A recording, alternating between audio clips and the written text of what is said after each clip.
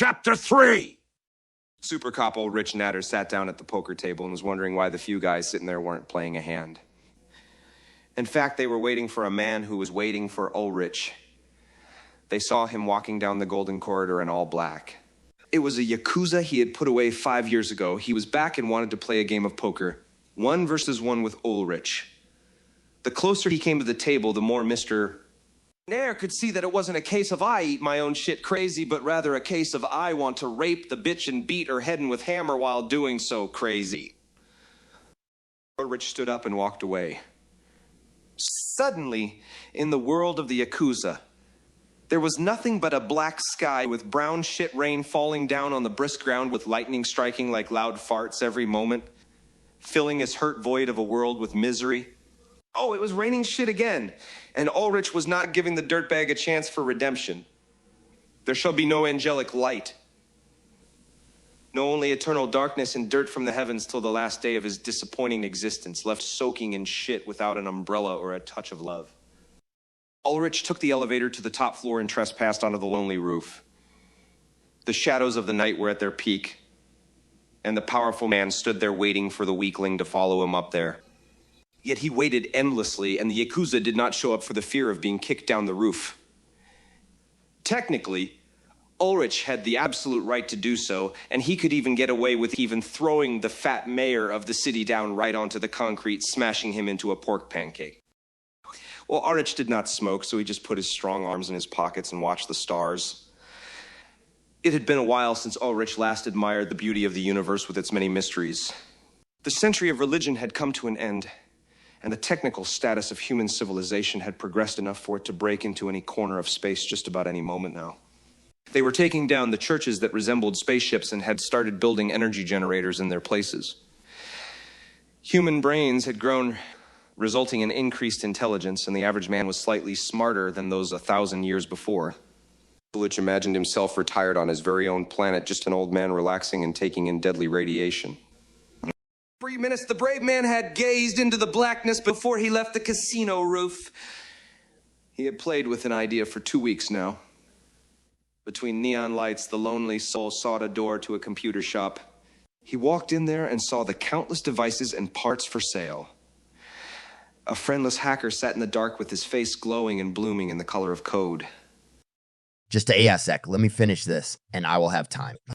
The man with the greasy hair and strong body odor didn't have a second to look at Ulrich. He was too deep in his head, recreating it in front of him.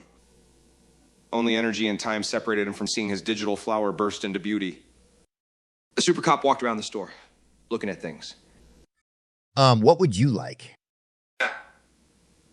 The hacker's tone revealed he did not want him to touch anything.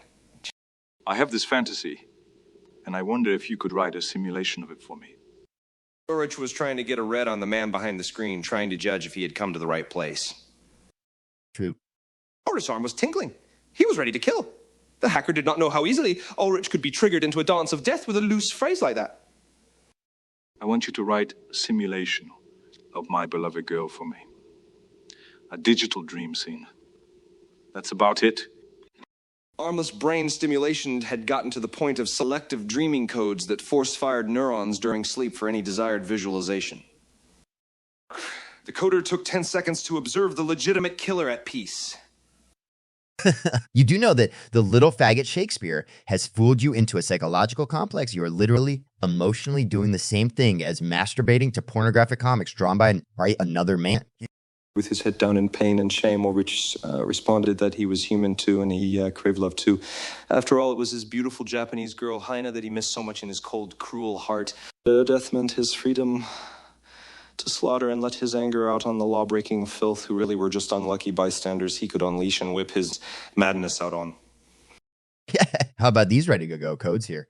Just have these 5 gotses visit you at night, right in your face, stroking your cock and tickling your nipples. I can modify them into fingering your asshole for 80 extra bucks. The hacker had no shame or morality.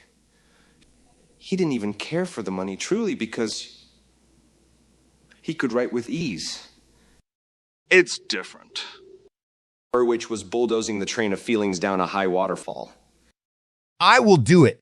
Just send me her pictures or videos or hologram recordings, and I will write her up for you. No problemo. He just wanted to get back to scripting his flower. He couldn't care less for the macho's sensitive side and need for love. After all, the macho was only moving his brain juice from one side to the other for the sake of artificial happiness. People lied to themselves in different ways. People seek to escape from the self, and the hacker didn't mind a simple job and easy money. It would only take him less than an hour because he knew he would rip a code, get it ready, and sprinkle it with Shakespeare dust and sugar crumbs. I'll do it when I get home tonight. Well, see you tomorrow, Nathan. Their computer wizard returned to putting down the code, not only using his fingers but also his mind sensors and feet by pushing 2 large pedals so hard to push it hurt his back.